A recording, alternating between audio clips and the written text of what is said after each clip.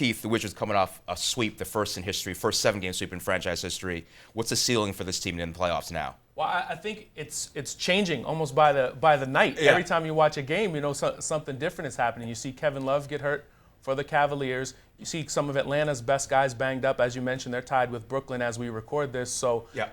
And the Bulls is probably the other wild card team in the mix, and Derrick Rose is still getting his feet under him, although he seems to be playing pretty well. Yeah.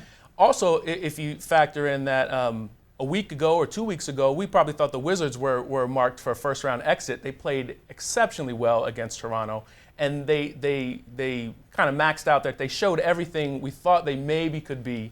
When they brought Paul Pierce in, when they added all these pieces around John Wall and Bradley Beal.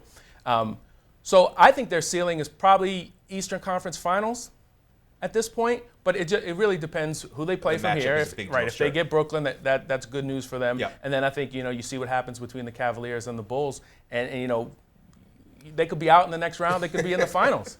Mike, do you see the Eastern Conference Finals in the Wizards' future? I mean, that's probably their ceiling, right? Yeah. I think they have a lateral ceiling that's sort of west of the Mississippi. Whoever comes out of the West would clearly be favored over them. Certainly.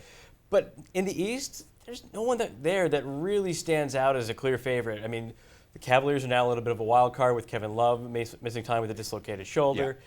I mean, the Hawks look beatable. The Bulls look beatable. The Bucks have played them really tough.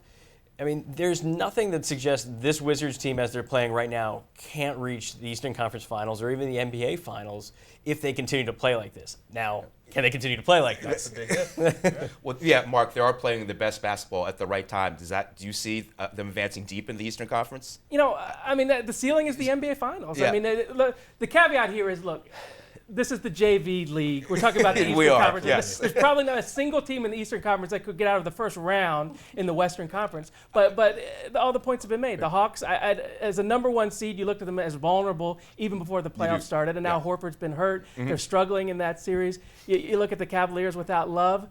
The two best teams and most complete teams right now are the Wizards and the Bulls.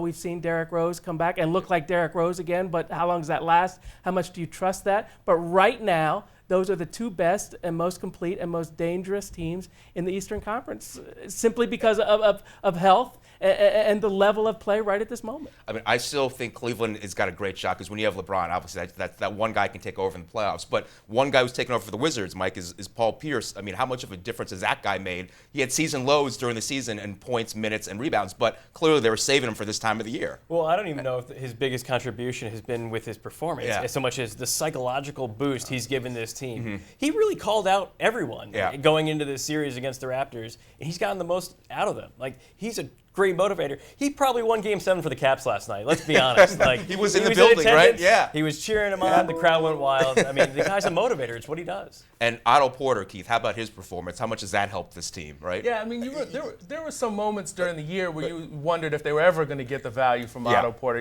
There was the defensive lapse that became a main. Yeah, that was a huge viral thing on the internet. But when you sat down and watched him play, I think he has confidence now, and that's probably partly attributable to Paul Pierce.